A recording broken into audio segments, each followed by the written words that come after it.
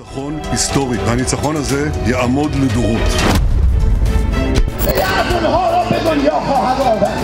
با تمام قوا دفاع خواهیم کرد، برای پیروزی خواهیم جنگید. ما شهادت رو فیض بزرگ می‌دانیم. They didn't do it. We're happy about that. Very happy about that. So the ceasefire is very much in effect, and I think we're going to keep it there for a long time.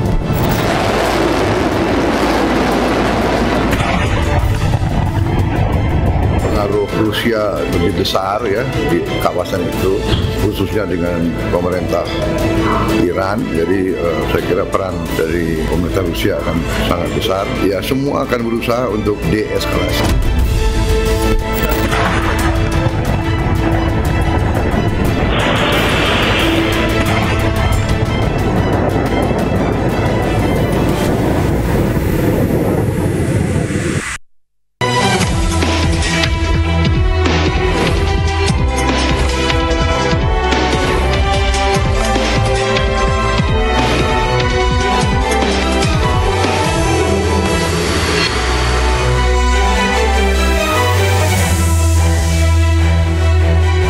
Nyaris 2 pekan langit Timur Tengah menyala oleh api dari dentuman rudal. Gencatan senjata akhirnya disepakati. Iran dan Israel saling klaim kemenangan. Apa kesepakatan di balik gencatan senjata? Apakah ini akhir atau justru awal dari babak yang lebih gelap? Bersama saya Anisha Dasuki, inilah interupsi bara konflik Iran-Israel. Masihkah menyala?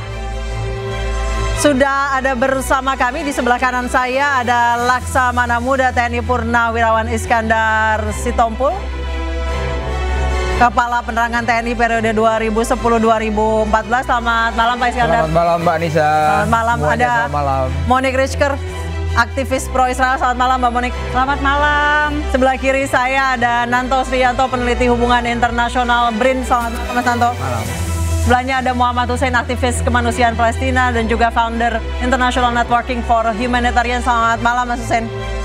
Saya ke Mas Nanto terlebih dahulu. Mas Nanto, ini perangnya sudah beres. Siapakah yang menang? Karena dua-duanya saling klaim kemenangan. Ya, pertama kalau klaim itu kan menjaga masa ya. Masing-masing pendukung pasti mengklaim kemenangan dan itu adalah bagian normal dalam sebuah dan ceasefire-nya agak gantung ya? Ya, ceasefire gantung. Siapa yang mulai, siapa yang berhenti, siapa yang ini. Ya memang ini lakonnya. Siapa yang berhentiin? Ya, lakon ini layak diangkat jadi topik stand up comedy kayaknya. Pertama yang perlu kita lihat adalah apakah ini masih berlangsung atau tidak. Saya rasa beban ekonomi yang begitu besar yang menjadi salah satu pertimbangan. Lain dari hal itu adalah bagaimana sebenarnya target buat sebagian pihak yang menginisiasi ini mungkin sudah sedikit tercapai. Apa, naikin harga minyak? Harga minyak nyaris naik atau saya detailnya kurang tahu, tapi paling tidak ada kegagalan Iran untuk melakukan negosiasi nuklir yang seharusnya sangat mungkin dan itu sudah dilakukan. Saya menulis tentang Iran tahun 2000-an dan itu sebenarnya kita punya data bahwa Amerika dan Iran pada prinsipnya bukan konflik ideologis, tapi ada persoalan ekonomi yang menggantung antara keduanya. Kita tahu rezim Iran sekarang itu menumbakan rezim Pahlavi dan rezim Pahlavi sempat dilindungi dilindungi Amerika dan bersama mereka membawa harta yang diklaim sebagai harta rakyat Iran dan itu sebenarnya bisa diselesaikan. Namun selalu ada sabotase di saat Iran dan Amerika ingin mendekat. Dan yang kemarin terjadi buat saya tidak lepas dari pola-pola serupa dari sejak lama. Apa tuh Mas? Ya, Israel sepertinya tidak mau Iran dan Amerika itu menemukan jalan terbaiknya gitu. Oh, oke. Jadi Mbak Monik tanggapannya langsung ditanggapi?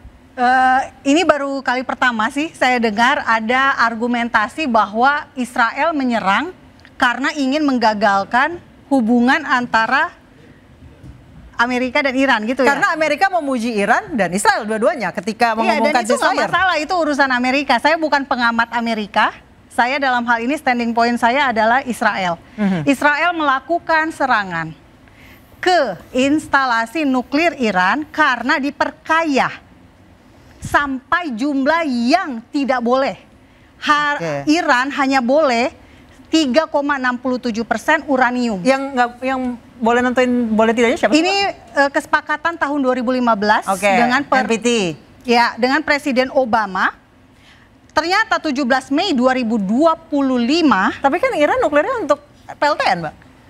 Nah, itu dia. Kalau untuk PLTN, maka batas nuklir yang boleh itu hanya 3,67%. Tapi 17 Mei, Badan Energi Atom Internasional menemukan data sampai jumlahnya sudah 408 kg uranium yang diperkaya 60%. Dan Kalau itu cukup. Israel punya berapa, Mbak? Dan itu cukup untuk membuat 42 bom nuklir karena itu cukup untuk membuat 10 bom nuklir karena dibutuhkan 42 kilo uranium untuk 1 bom nuklir. Oke, kalau Israel sendiri punya berapa, Mbak?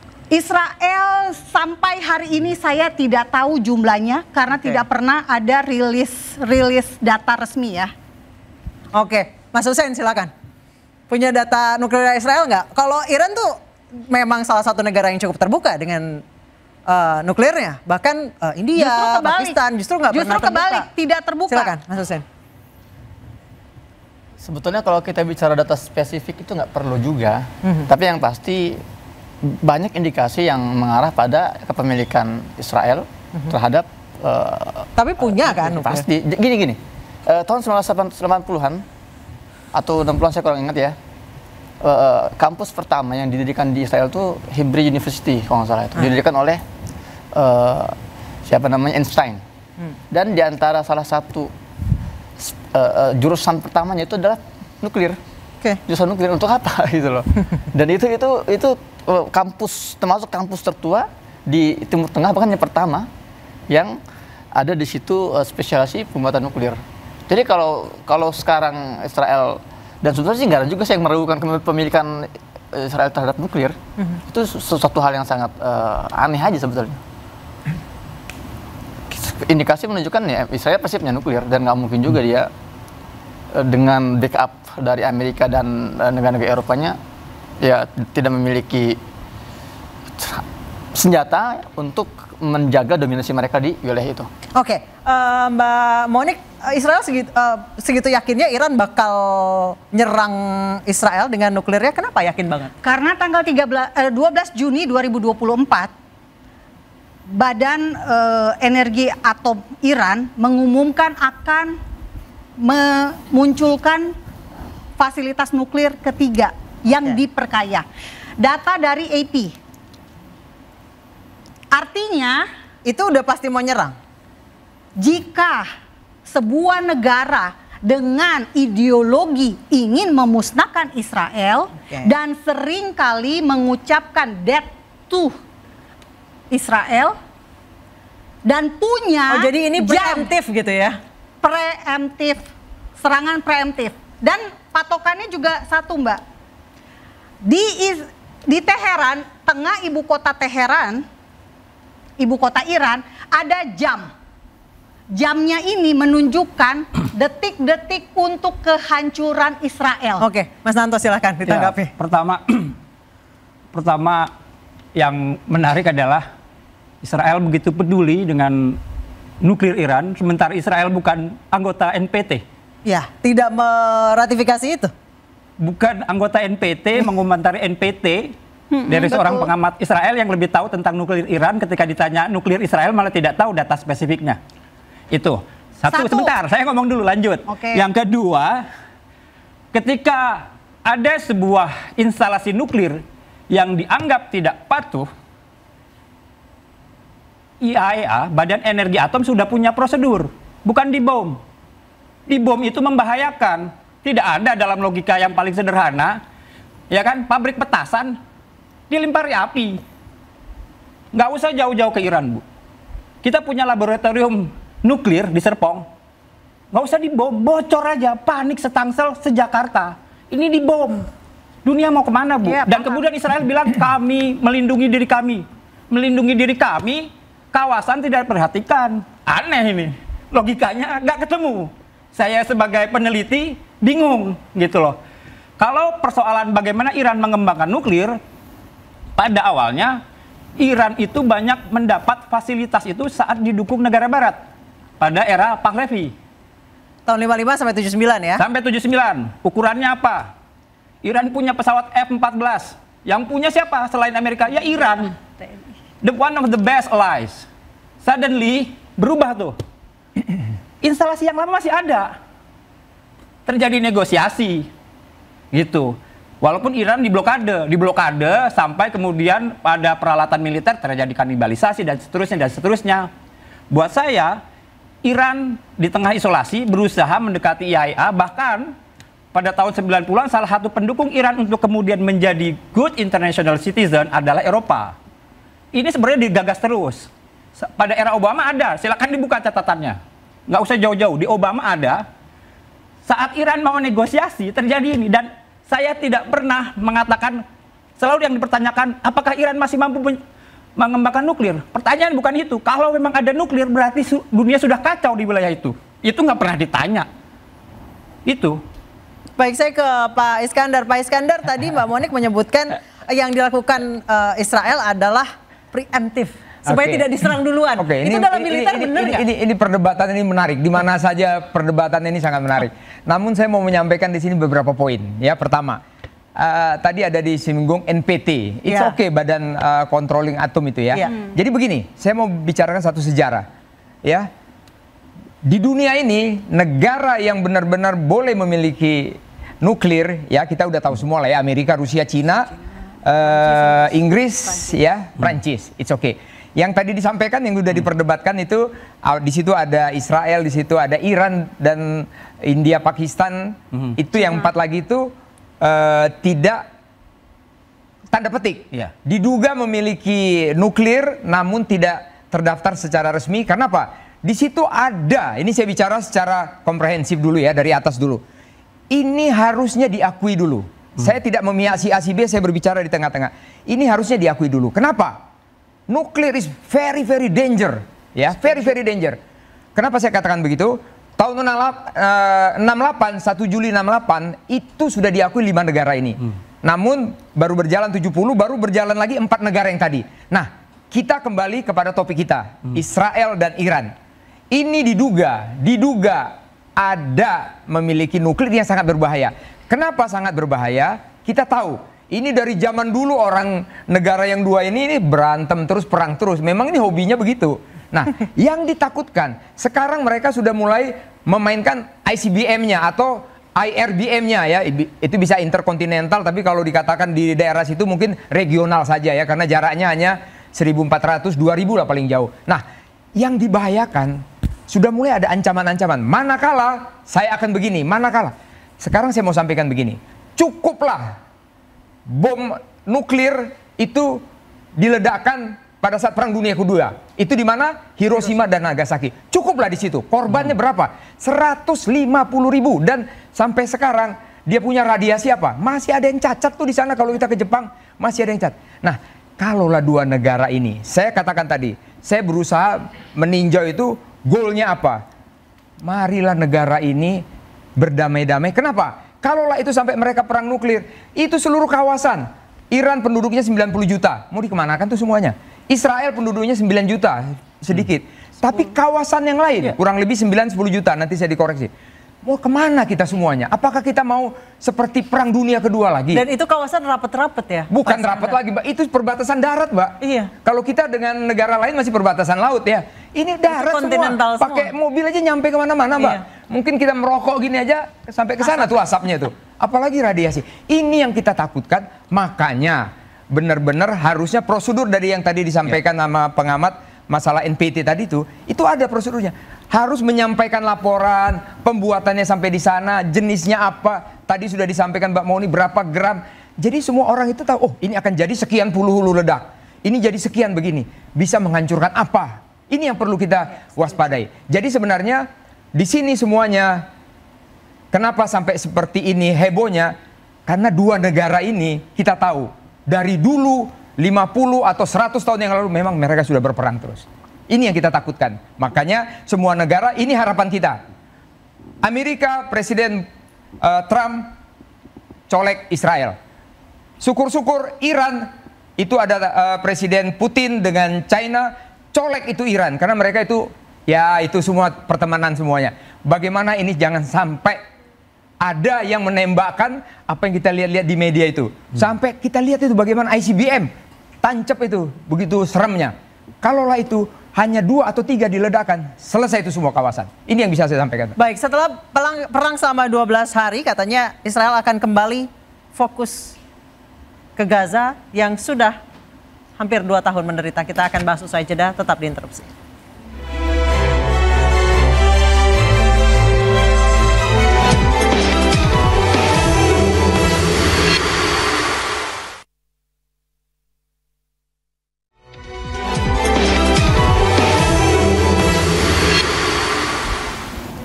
Setelah berperang 12 hari, Iran dan Israel, sekarang Israel katanya akan kembali fokus pada Gaza. Seperti apa kondisi terakhir di sana, Mas Husain? Dari teman-teman yang berada di sana. Sebetulnya ini tema yang lebih layak diangkat ya dibandingkan isu antara Iran dan Israel. Kalau Israel-Iran ini kan masih semua paranoia, ketakutan terkait bom yang jatuh dari Iran atau dari Israel. Tapi yang sudah jelas-jelas hari ini, sudah 20 bulan pembantaian terhadap warga sipil di Gaza nggak berhenti. Ada perbandingan menarik. Tempo menulis bom yang dijatuhkan oleh Amerika ke Hiroshima Nagasaki itu hanya 15 kiloton. Sementara yang jatuh ke Gaza sampai hari ini sudah 100.000 ton atau 100 lebih kiloton. Ya kenapa ini tidak dibicarakan? Jadi jangan kita berpikir terlalu jauh ketakutan sana sini. Ini loh yang depan mata kita loh. Per hari itu 80 sampai 100 nyawa per hari. Per hari itu dibunuh. Hari ini saja kurang dari 12 jam ini sudah sekitar 60 nyawa dibunuh di Gaza. Dan barusan beberapa detik yang lalu saya dapat pesan dari teman-teman saya di Gaza, rumah sakit Mujamma Nasir di wilayah selatan itu sedang kebakaran hebat. Korban bergelimpangan, korban luka, korban jiwa. Setiap hari bayangkan, selama 20 bulan. Itu konsisten. Maksud saya, kemana peran kita di sini? Kenapa kita begitu normalisasi terhadap jumlah korban jiwa? Bayangkan kalau suatu hari ada satu pesawat Indonesia misalnya gitu ya meledak, jatuh, 70 orang meninggal, itu pemberitaan bisa berhari-hari tuh. Ini per hari 80 nyawa, di mana nurani kita? Maka saya di sini ingin berpesan pada teman-teman media di Indonesia, ya jangan mengecilkan angka ini. Ini kita bicara masalah bukan hanya angka tapi jiwa manusia. Dan sekali lagi kita hentikan saja perdebatan antara Iran dan Israel, tapi kita fokus bagaimana kita mengawal agar genosida ini segera selesai dan Israel segera diadili, dan mereka yang masih mendukung Israel dengan nyata itu direhabilitasi itu mentalnya itu. Perlu rehabilitasi, terutama orang-orang yang masih mengaku sebagai warga Indonesia, tapi dia jelas-jelas menginjak prinsip dan kehormatan bangsa kita yang anti penjajahan, dengan bangga dia tampil di media-media mainstream. Saya ini pro Israel. Maksudnya tolong hargai. Katanya ini interupsi boleh menyela. Saya nggak motong. Ya. Jadi kalau suatu hari nanti Presiden Indonesia mengatakan kita harus menjalankan undang-undang, dalam alinea pertama apa kata pembukaan undang-undang Indonesia pembukaannya? Bahwa penjajahan harus dihapuskan. Jelas ya? Bayangkan kalau misalnya dengan kata-kata ini lalu Israel mengatakan, oh itu Indonesia berbahaya tuh, ingin menghapus kita. Muncullah orang-orang seperti narasumber satu ini, oh berarti Israel punya hak untuk menyerang Indonesia, karena Indonesia juga berpotensi untuk menghilangkan kami dari bumi ini. Mbak Monik, silakan. Ya, saya disuruh direhabilitasi mental, karena saya mendukung Israel. Negara kita punya namanya BNPT, Badan Nasional Penanggulangan Teroris. Orang-orang yang setuju pada terorisme itu harus dideradikalisasi. Orang-orang yang mendukung terorisme itu seperti apa? Mas Husain inilah. Maaf saya katakan demikian, karena Hamas dikategorikan sebagai kelompok teror. Oleh siapa? Indonesia? Oleh pemerintah siapa? Pemerintah siapa? Saya tidak boleh potong. Jangan jangan berbohong, jangan. Hamas ini kita acara mengedukasi. Hamas Indonesia nggak pernah menyebut. Kalau antum ini bahasa Amerika. Pembukaan. Label teroris ini keluar dari Amerika. Mbak orang Amerika. Mbak orang Amerika, bukan? Maaf, tadi saya nggak potong loh. Ya enggak, jangan membodohi masyarakat. Siapa yang bilang Hamas teroris sebut? Indonesia menyebut itu. Apa punya pemerintah sendiri? Buktinya 7 Oktober Bukan bukti. 2023 Saya minta label. Hamas masuk ke Israel menyandra 251 orang. Membunuh 1.200 orang sampai hari ini. Berapa orang yang disandra? Masih ada 50 orang. Kalau mau perang berhenti seperti yang diharapkan oleh kita di Indonesia, maka bebaskan Sandra sekarang juga. Susan, silakan. Ya. Sandra harus dibebaskan karena pada saat terjadi 7 Oktober 2023, Israel dan Hamas dalam kondisi gencatan senjata, tidak sedang ada konflik. Walaupun orang Indonesia tidak boleh dicuci otaknya, diindoktrinasi dengan kebencian terhadap Israel. Oke. Ini berbahaya. Kita tidak mendukung salah satu negara. Kita mengakui two-state solution. Dua negara. Israel kan, Indonesia tidak mengakui Israel sebagai negara kan, Mbak? Kita siapa mengaku? Siapa? Indonesia tidak mengakui Israel. Ada hubungan dagang. Tidak ada kedutaan Israel di Indonesia. Silakan. Tidak ada. Paspor biru tidak pernah bisa digunakan ke Taiwan dan Israel. Simpel itu, Pak. PNS kalau pakai paspor biru nggak boleh ke sana. Paspor hijau terserah. Saya ingin mengutip Israel dengan Indonesia. Ekspor-impor dilakukan. Saya ingin mengutip pernyataannya Bung Rocky Gerung yang mengatakan cara untuk mengapresiasi badut adalah dengan menepuk tangan semuanya. Nah, itu aja sederhana. Dan saya punya pesan dari sahabat saya Risalah Amar untuk mbak-mbak ini, sudahlah. Israel sudah kehabisan uang. Kalau mau menjilat yang lain, jangan Israel. Ya, silakan. Saya ada di sini untuk bicara tentang Iran. Iran adalah pendana dari Hamas. Makanya antek-antek Hamas akan kebakaran jenggot. Sorry to say, memang begitu faktanya. Hamas yang mendanai 7 Oktober. Hamas mendanai Hezbollah di Lebanon. Hamas menopang, Iran menopang Hamas. Iran menopang Hamas di Gaza. Iran menopang Hezbollah di Lebanon. Iran menopang Houthi di Yaman. Ketika Goebbels jadi menteri propaganda Nazi, salah satu diktumnya adalah sesuatu kebohongan jika diulang-ulang akan menjadi kebenaran. Yes. Dan makanya ada retorika Israel. 20 bulan konflik ini adalah menutupi bahwa konflik Israel-Palestina sudah berlangsung sejak IDF selalu punya juru bicara. Israel punya juru bicara, IDF punya juru bicara dalam bahasa Arab, dalam bahasa Parsi, itu tidak bagian dari ini pertama. Bahwa mereka semua mendokumentasikan setiap serangan di Gaza. Oke, Mbak Monik stop dulu. Mas Santo silakan. Oke, pertama yang perlu dibahas adalah konflik Israel-Palestina tidak berlangsung sejak 2 tahun lalu. Sudah berlangsung sejak Israel berdiri. Dan gini Mas. Karena, bentar, saya lanjutin ya. Dan karena secara ontologis kehadiran Israel ini syarat dengan persepsi ancaman baik dari Israel dan negara sekitarnya. Dan ini tidak pernah diselesaikan. Dan ketika kemudian Israel menganggap Palestina ini tidak pernah merdeka, bayangkan Gaza itu adalah sebuah wilayah Palestina yang semestinya berdaulat, tetapi bagaimana warga Palestina diperlakukan. Kita bisa kemudian melihat apa yang terjadi ini adalah bentuk retaliasi yang secara kemanusiaan akan sangat-sangat terjadi, mudah terjadi. Sehingga jika disederhanakan tentang jumlah sandera ketika ini, justru saya sangat miris ketika angka-angka itu dipamerkan, tapi kita tidak bisa melihat seorang anak yang terbakar. Semua itu korban. Dan kenapa ini diteruskan? Ketika ditawarkan ceasefire dan masalah diselesaikan, tidak diseriusin. Diambil, Pak. Tidak. Diambil. Tidak ada. Ibu bisa lihat. Dan ini kemudian dan terus berlangsung. Ketika konflik di Gaza sudah terus semakin. Bayangin orang antri makanan ditembak, kemudian terjadi konflik Iran. Sudah terjadi beberapa kali, November, Februari. Tidak ada niatan Israel untuk kemudian ini kita bisa baca. Silakan dicek, Bu. Ibu selalu menyebut angka-angka yang sebenarnya saya tahu itu narasi dari siapa. Oke. Bentuknya, platformnya SOP-nya ketahuan sekali, Bu. Faktanya, Mas, di Israel sendiri itu ribuan pemukim ilegal Yahudi melakukan demo setiap hari itu.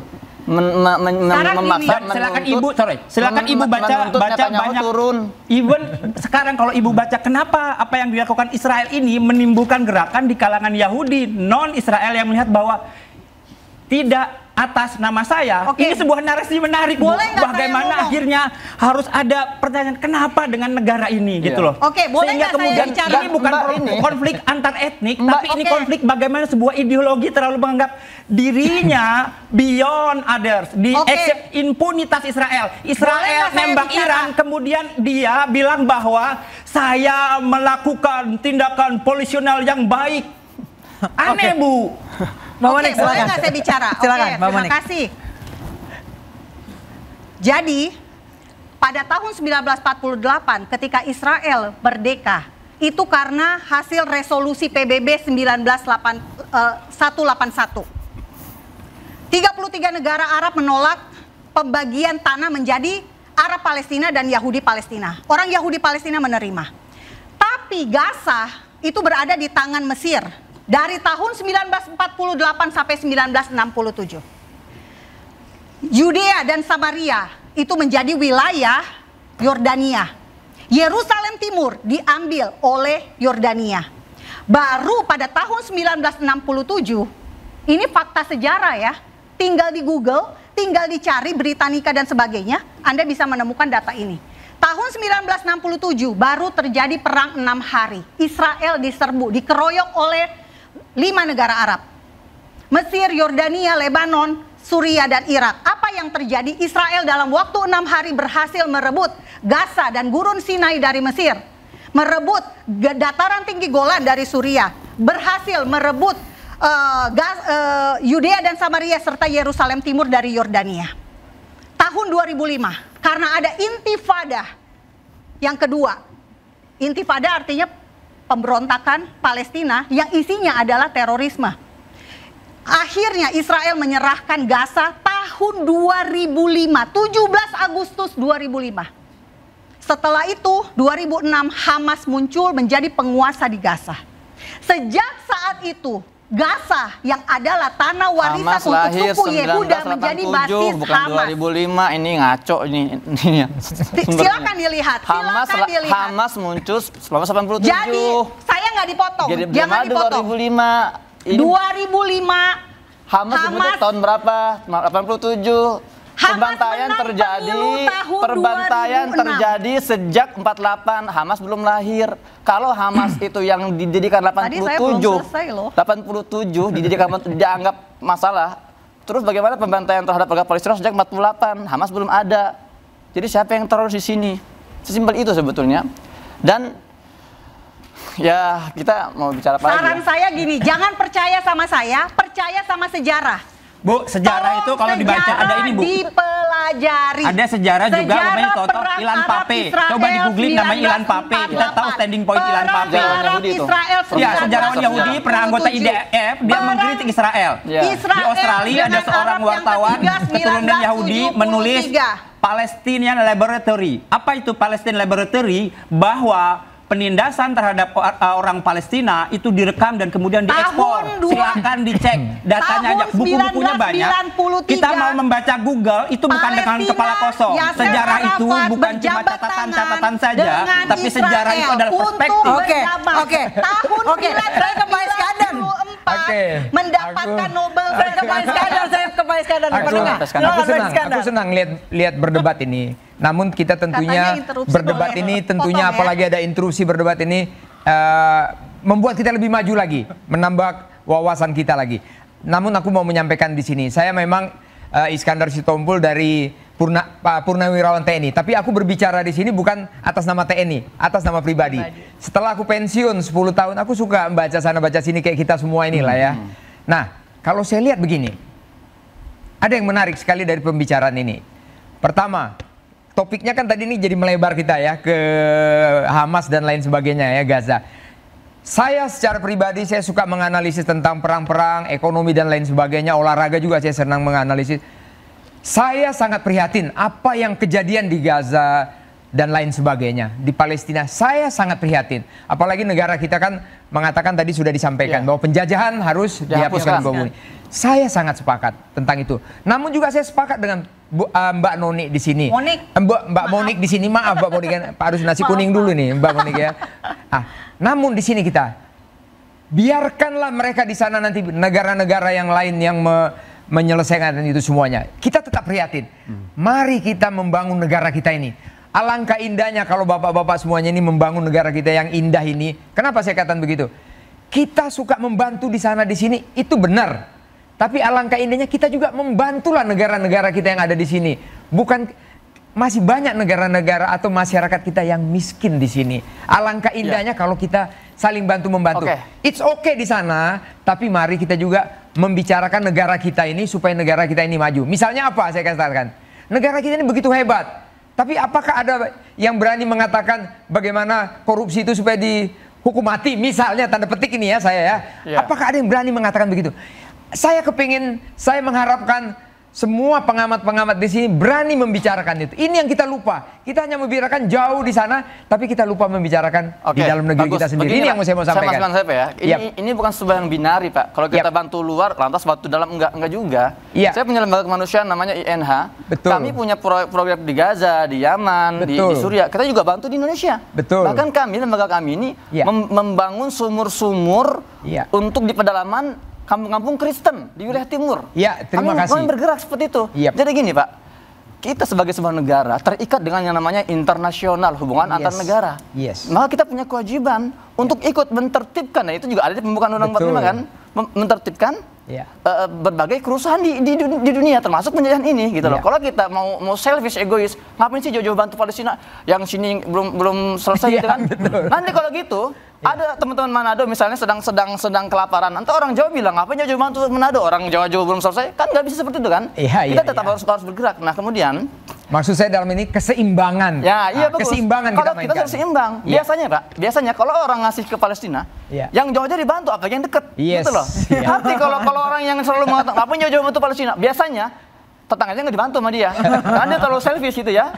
Nah, terus bicara ini terakhir, bicara tentang kepedulian. Awal-awal Indonesia merdeka tahun 48-49, ada seorang diplomat Indonesia namanya Muhammad Zain Hasan. Dalam bukunya dia menulis apa? Saya punya sahabat namanya Muhammad Thohir Ali, orang Palestina, miliarder. Dia tuh saudagar minyak zaitun dan dia jurnalis kawakan. Suatu hari kata Muhammad Zain Hasan, orang Palestina ini membawa saya ke sebuah bank di Mesir, namanya Bank Arabia. Sampai di bank, ini miliarder ini menguras semua hartanya. Lalu diserahkan ke Muhammad Zain Hasan.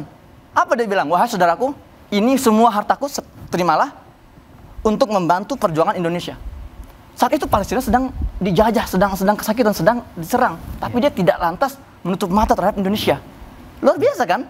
Kemana kita masalah kemanusiaan seperti ini? Kita diajari oleh mereka. Dan terakhir untuk mbak-mbak ini, saya jamin kalau mbak ini ke Israel, terus terjadi perang antara Iran dan Israel lagi, kemudian mereka ngumpet di bunker, ini nggak akan diajak masuk bunker nih. Karena ada orang gini. Di Israel itu yang hanya boleh masuk bunker hanya orang Yahudi dan orang-orang dalam. Orang sebenarnya akan ditaruh luar, biar aja jadi tumbal gitu ya. Mbak Monik, Mas Hussein, kita break dulu, interupsi akan kembali usai jeda.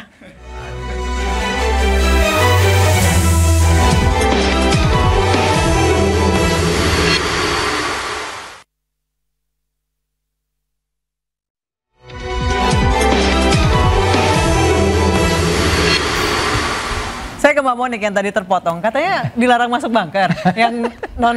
Iya, itu ada hoax seperti itu dari TRT. Tapi jadi sampai ke WN Cina. Jadi gini, ada testimoninya loh, rame loh itu di medsos. Nah, jadi gini, Israel itu mewajibkan setiap rumah dan bangunan itu ada yang namanya safe house, safe room. Jadi harus beton di dalam rumah untuk mencegah terjadi ketimpa rudal.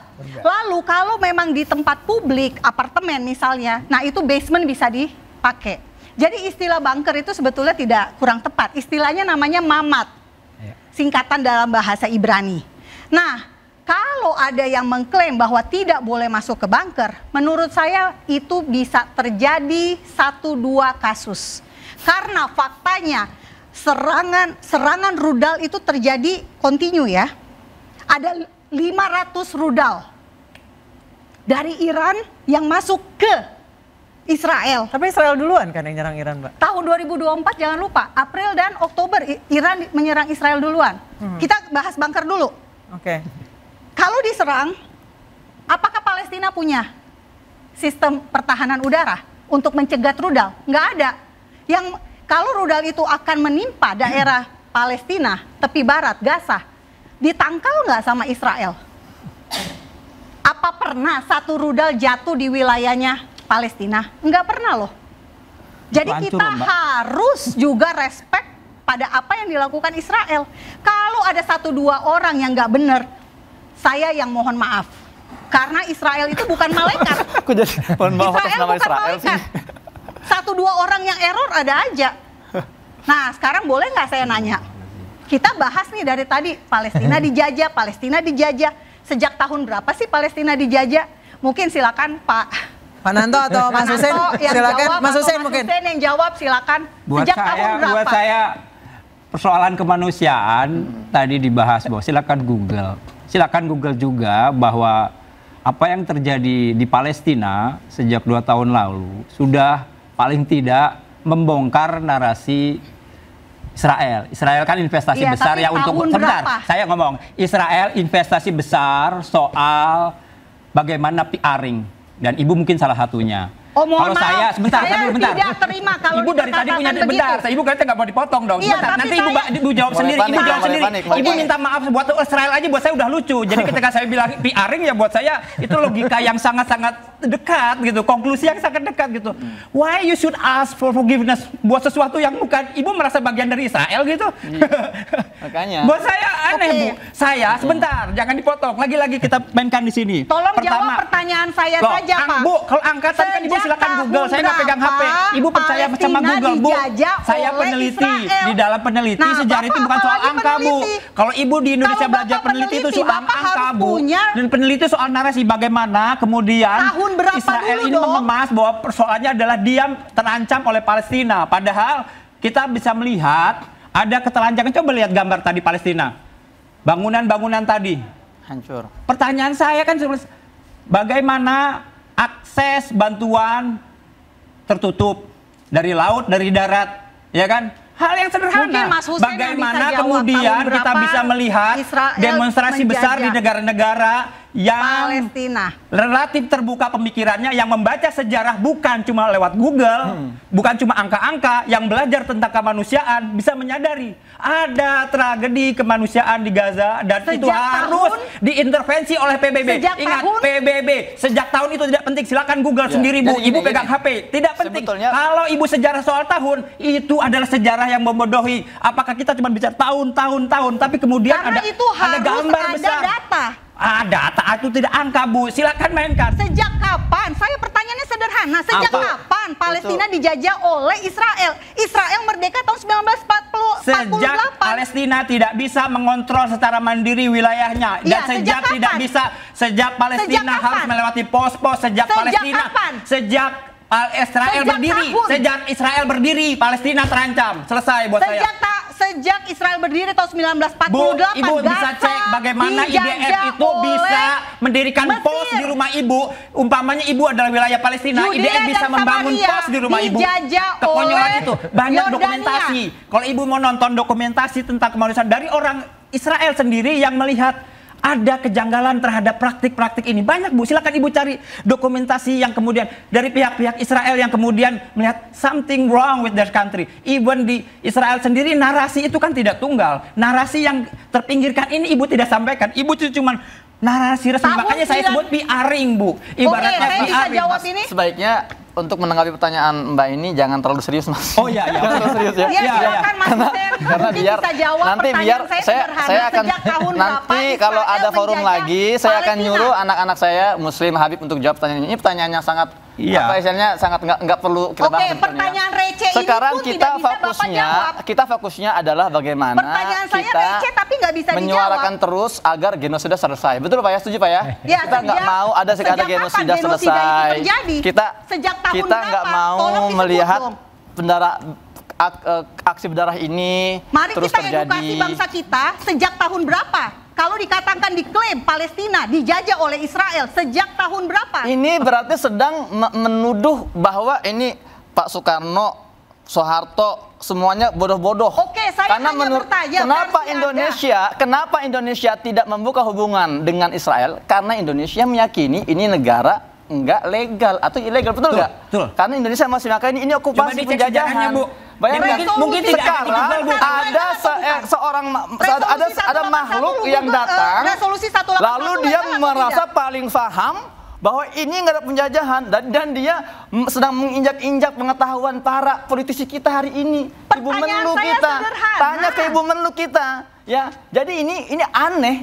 Sadarlah Mbak, Anda itu sedang ditertawakan oleh dunia.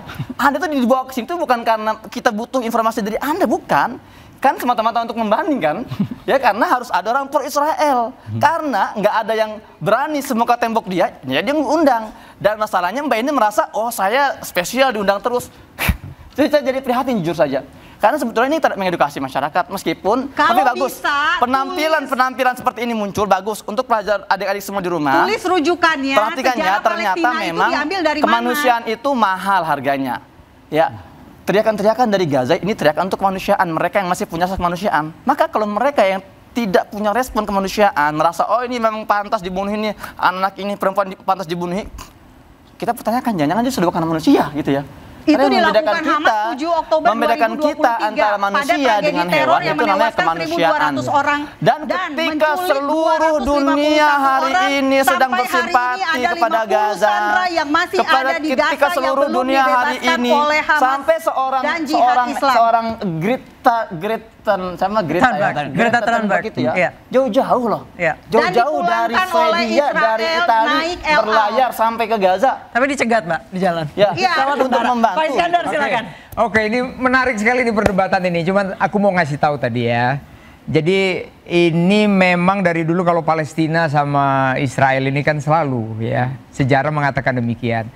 Itu perang damai, direbut daerahnya, Palestina dikembalikan lagi. Ini bicara kita pada saat mereka perang berkali-kali ya. Terus selesai itu yang terakhir. Ini yang terakhir. Itu sudah sering damai lagi, sering damai lagi. Puncaknya di mana? Itu yang tadi disebut. Itu yang pada saat tahun 2023 pas ada acara di situ dihajar semuanya. Nah, di sini yang kita harus bisa membedakan. Aku di sini bicara tentang aturan, regulasi, aturan sesuatu negara, ya. Pada saat itu Netanyahu mengatakan perang. Kalau sudah namanya perang, itu sudah tidak ada toleransi lagi. Ini harusnya kalimat perang yang diproklamirkan Netanyahu, harusnya PBB harusnya berani mendelete atau membatalkan. Tapi sampai sekarang tidak dibatalkan. Sehingga aturan perang, Pak, perang kan ada indiscriminate, Pak. Nah, apakah anak kecil sasaran perang? Iya, sebentar ya. Tetap ada aturannya. Sebentar ya. Aturan perang itu sudah tidak ada lagi. Itu jadi memang prioritas adalah Israel dan lain sebagainya.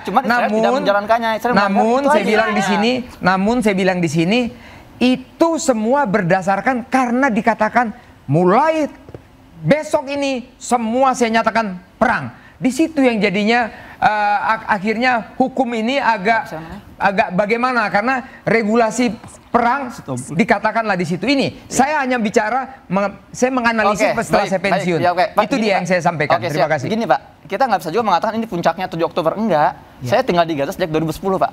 2012 kita lagi adem-adem aja, nggak ada masalah. Tiba-tiba mereka jalan duluan, bem. Lalu pecahlah perang 2012. Kemudian sempat ceasefire. Yes. 2014 kita lagi ada adem ayam di Gaza nih. Nggak ada serang-serang dari Gaza. Tiba-tiba kita diserang, bum. 50 hari saya hidup dalam perang itu Pak. Itu kenapa tidak dibahas? Kenapa cuma 7 Oktober doang? 2021 14 hari kita dibombardir. Kenapa itu tidak dibahas? Jadi ketika para pejuang-pejuang Gaza ini melakukan serangan balasan, itu sesuatu yang legal dan itu diperbolehkan kan? Sebuah negara dijajah itu punya namanya privilege. Jadi Mas Hussein membolehkan terorisme. Bukan terorisme, Mbak. Belanda juga menyebut pejuang RI ekstremis. Hitungnya disebut ekstremis. Mana itu dulu pun logika yang sama itu. Logika penjajah kan selalu kayak gitu. Dulu Pak Jenderal Sudirman, Jenderal Sudirman dibilang teroris oleh di mana itu anjing-anjing gitu. Soekarno, itu mulut Belanda ngomong gitu loh. Iya. Makanya saya bilang logika penjajah itu. Saya bilang gini, kalau suatu hari nanti Israel itu misalnya mengatakan dalam kitab Taurat kita ternyata kita punya hak loh di Indonesia gitu loh. Nanti gimana begini? Oh, berarti boleh dong kita dijajah oleh. Oke. Baik.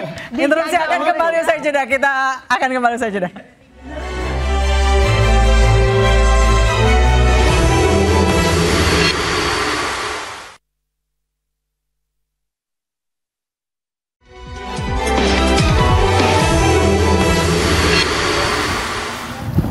Anda kembali diinterupsi, Pak. Sekarang ini wilayah Timur Tengah sedang bergejolak. Iran Israel selesai, Israel kembali menggempur Gaza. Tanggapannya, Pak? Jadi kalau saya bilang begini, ini kita berdebat itu bagus biar kita sehat, biar wawasan kita nambah banyak, nambah luas. Namun aku mengharapkan begini, memang kita punya politik negara kita ini adalah politik kita kan non-blok ya. Tapi tentunya kita tetap ada empati, apalagi Presiden juga sudah mengatakan kita tetap membantu Gaza dan lain sebagainya, Palestina kita bantu semuanya. Ini sudah ada statement. Nah, kita mengharapkan kita di sini semuanya apa? Ya, kita tetap prihatin. Namun saya mengharapkan kita di sini semuanya marilah kita rukun-rukun dan damai. Kenapa? Goal kita ini masih banyak sekali ya. Negara kita ini kita masih miskin, masih banyak yang harus kita perhatikan, masih banyak koruptor-koruptor yang harus kita hajar semuanya sama-sama supaya negara kita tahun 2045 menjadi tahun emas. Kita semua di sini happy. Apa yang mau kita berikan kepada negara kita ini? Apakah kita mau buat apa? Pembangkit listrik nuklir. Saya udah dengar-dengar ada pembangkit nuklir. Oke, whatever lah ya. Tapi apa yang mau kita berikan pada tahun 2045 kepada remaja-remaja kita, generasi penerus kita? Ini yang harapan saya, kita mari berpikir ke sana.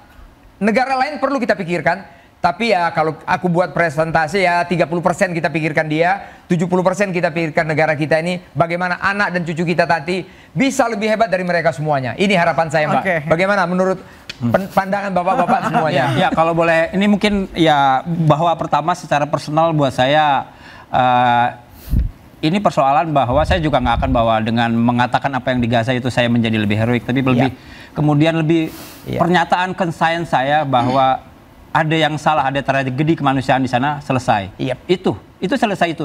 Bahwa kemudian di Indonesia banyak persoalan kemanusiaan yang juga harusnya kita lebih peka, itu pasti. Tapi seperti dikatakan bahwa tidak binary gitu loh, Pak. Dan mendeklar bahwa siapa mulai duluan itu adalah sebuah teknik pengaburan bahwa ada tragedi kemanusiaan, selesai di situ. Dan kita harus mengambil tindakan. Ya terlepas bahwa masih terjadi kebuntuan politik, tapi sebagai seorang manusia, terlepas apalah segala macam bahwa di sini mungkin dianggap sebagai pengamat hubungan internasional, sebagai seorang manusia saya mengatakan secara sadar, saya mengatakan ada tragedi kemanusiaan di sana, gitu, selesai gitu loh. Pada akhirnya kita kemudian suka gitu loh ya, ketika disuruh motong sapi, ditanya sapinya besar gini, kita lupa bahwa perintah sederhananya adalah potong sapi. Ada persoalan besar kemanusiaan, kita suka ribet tentang ini itu, hentikan, selesai dulu. Dan banyak orang yang sudah meminta. Ada katakanlah pengadilan internasional sudah menyatakan hentikan dan lain-lain. Ini yang kemudian buat saya ya, terlepas bahwa ini juga bagian bagaimana mendengar sudut pandang Israel dan lain-lain. Tapi buat saya secara pribadi saya cuma bicara tidak ada yang bisa menutup bahwa ini tragedi kemanusiaan. Kesadaran yang begitu banyak ini itu adalah sebuah suara besar dari apa yang terjadi di Gaza saat ini. Itu aja sih. Baik, Monik silakan. Ya, saya setuju pandangan Bapak ya. Untuk kedepannya Indonesia memang harus menjadi generasi Indonesia emas yang cinta damai. Tapi damai hanya bisa tanpa teroris. Jika ada teroris, maka kita tidak akan pernah damai. Indonesia pernah punya sejarah bom gereja di Samarinda, di Makassar, di Surabaya, bom Bali. Nah, saya liputan 18 tahun. Ketemu dengan banyak orang, dan salah satu isu yang memicu radikalisme di Indonesia adalah isu Palestina. Dengan latar belakang itu, saya membuat sebuah yayasan non-profit untuk mengedukasi orang Indonesia, karena saya tidak ingin anak-anak saya, cucu-cucu saya kelak, 2045 mendapati atau mengalami Indonesia seperti yang penuh dengan kenapa harus ada Densus 88, kenapa harus ada BNPT? Nggak perlu dong. Itu isunya jauh banget di sana. Israel sama Gaza itu jauh banget. Kenapa Indonesia harus ada kebencian terhadap Israel yang tidak pernah menjajah Indonesia? Bayangin, Jepang bersahabat sama Indonesia yang pernah menjajah jelas-jelas. Belanda pernah menjajah Indonesia, bersahabat juga. Israel mau main bola di Indonesia, nggak boleh. Benar nggak? Ini ada apa? Penyakit kebencian di bangsa kita itu diajarkan. Bangsa kita Pancasila loh, nggak pernah ada yang namanya mengenal kebencian sara, suku, agama, ras, dan antar golongan. Tapi kenapa setiap kali dengar kata Israel menjadi isu? Ada yang salah dengan bangsa ini. Dan saya berharap setelah isu Israel dan Iran, kita sama-sama belajar sejarah. Tahu dulu deh, ini konflik latar belakangnya apa sih? Perang Arab Israel itu siapa sih yang memulai? Siapa yang menang? Siapa dapat apa? Jangan menuduh Israel menjajah. Tanah orang Palestina tidak mendapatkan hak sebagai negara Palestina, memiliki negara Palestina karena jatah tanahnya diambil sama Yordania sama Mesir. Silakan komplain sama Yordania sama Mesir. Jangan komplainnya sama Israel dong. Tahun 1993 Israel dan Palestina yang dipimpin Yasser Arafat berdamai. Tahun 1994 dapat Nobel perdamaian. Iya makanya sih. Lalu apa yang terjadi setelah dikasih tanah? Dikasih Yeriko, dikasih Bethlehem. Apa yang terjadi? Nggak bermutu. Intifada. Intifada lagi. Jadi apa yang mau? Baik, ya, nah gitu. baik. Mas Hussein silakan. Oke. Jadi ini pesan buat kita semua bahwa ketika para pendiri bangsa kita ini mendirikan dengan darah dan keringat, mereka punya cita-cita yang sangat luhur. Kenapa Indonesia menjadi satu-satunya negara di dunia yang terang-terangan menulis di alinea pertama penjajahan harus dimusnahkan. Karena Indonesia ini pernah hidup dijajah dan kita nggak mau melihat bangsa lain dijajah. Itu intinya. Betapa Indonesia dengan ketimurannya, dengan toleransinya nggak terima. Pokoknya kalau kami sekarang merasakan kemerdekaannya, semua manusia di dunia ini harus juga punya hidup, berhak hidup dalam kemerdekaannya, menghirup udara kebebasan. Dan hari ini mari kita semua fokuskan mata kita, telinga kita untuk masalah di Palestina. Ini bukan masalah agama lagi, kalau ini masalah kemanusiaan. Nggak perlu jadi seorang muslim untuk peduli Palestina, cukup jadi manusia, itu saja. Ketika PBB sudah mengatakan ini negara Israel, negara teror, kemudian media-media barat bahkan mengatakan seperti itu, kenapa kita masih bersikeras ya berdiri di mendukung penjajahan ini dan terorisme ini? Teman-teman ingat, diamnya kita di depan sebuah kejahatan itu berarti kejahatan sendiri. Dan sekali lagi saya meminta, saya jurnalis Pak, saya kuliah jurnalistik, saya meminta teman-teman media dimanapun berada, ayo kita berikan porsi yang lebih besar untuk masalah Palestina ini. Ingat, mereka bukan orang asing, mereka adalah saudara kita.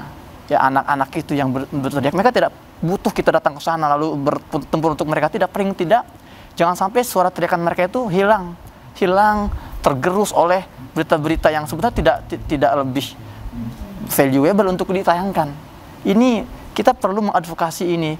Ketika kita mengadvokasi Palestina sampai mereka merdeka, artinya kita sedang mengawal visi misi dan ambisi impian para founding father kita, dan itulah bangsa yang memiliki relasi kuat dengan sejarah dan masa depan. Baik, bagi sebagai manusia tentunya kita harus berdiri di atas kemanusiaan bukan di atas teriakan orang-orang. Saya Anissa Dasuki, kita akan kembali di Interupsi Pekan Depan, sampai jumpa.